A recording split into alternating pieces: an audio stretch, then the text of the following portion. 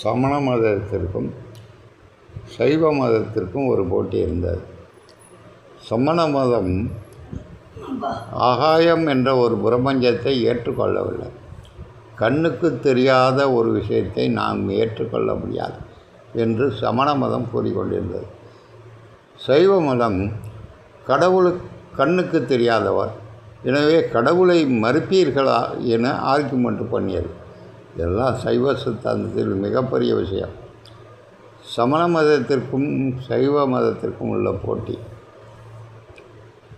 ஆகாயம் என்ற பஞ்சபூதங்களில் ஆகாயம் ஒன்று.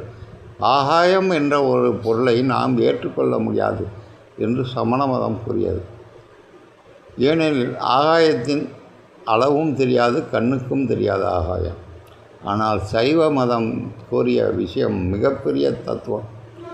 கண்ணுக்கு தெரியாத கடவுளை ஏற்றுக்கொள்ளும் போது அதை எப்படி நீங்கள் கடவுள் இருக்கிறார் என்று ஒத்துக்கொள்கிறீர்களோ அதே போல் கண்ணுக்கு தெரியாவிட்டால் மனிதன் சிற்றறிவு படைத்தவன், அவனுக்கு கண்ணுக்கு தெரியாவிட்டால் இது பொய் என்று ஆகாது.